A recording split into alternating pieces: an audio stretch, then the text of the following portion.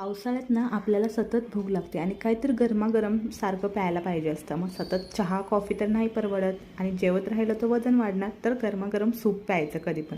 तर काय करायचं, बिनीस, गाजर, कांदा आणि मी कॅप्सिकम थोडंसं कापून घेतले, बारीक कट करून घ्यायचं. आज मी इथे मुद्दाम लोखंडाची कढई घेतली. लोखंडीच्या कढईत सूप पण छान बनतं आणि सूपमध्ये आयर्न उतरतं. तर थोडंसं कढईमध्ये थोडंसंच तेल टाकायचं, थोडंसं जिरं टाकायचं आणि सगळ्या भाज्या आपण ज्या बारीक चॉप करून घेतल्यात ना ते त्यामध्ये टाकून ना छान परतवून घ्यायचं मऊ पडेपर्यंत.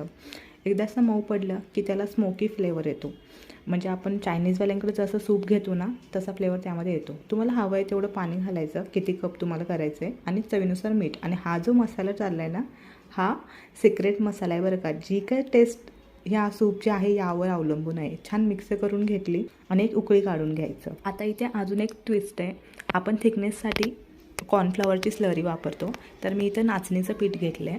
नाचणीच्या पिठामध्ये ना पाणी टाकून छान मिक्स करून घ्यायचं पातळ असं. म्हणजे आपण ते उकळी आली ना त्यामध्ये इथे टाकणार आहोत.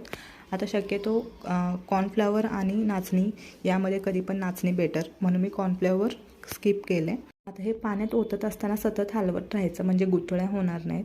बघू शकतो तुम्ही छान थिकनेस आला आहे, कलर पण खूप छान आला आहे आणि जे सूप जसं लागतं ना परफेक्ट झालं होतं. आणि जो आपण मसाला टाकला होता ना त्यामुळे टेस्ट जी होती ना चायनीज सूपला पण मागं टाकेल. आणि आपण ह्याच्यात एवढ्या व्हेजिटेबल्स टाकले ना तर हे सुपर हेल्दी आहे.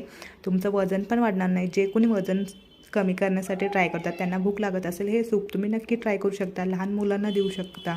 सकाळी नाश्ता करून आपण कंटाळतो तेव्हा कंटाळलेल्या नाश्त्याला हा एक उपाय म्हणून एक दिवस असा नाश्ता पण करू शकता. खूप साधी, सिंपल आणि सुटसुटीत रेसिपी आहे. कशी वाटली तुम्हाला रेसिपी कमेंटमध्ये नक्की सांगा. आणि अजून पण तुम्ही कागिनकर किचनला सबस्क्राईब केलं नसेल तर सबस्क्राईब करा. आणि इंस्टा फेसबुकवर बघत असाल तर फॉलो पण करा. बाय.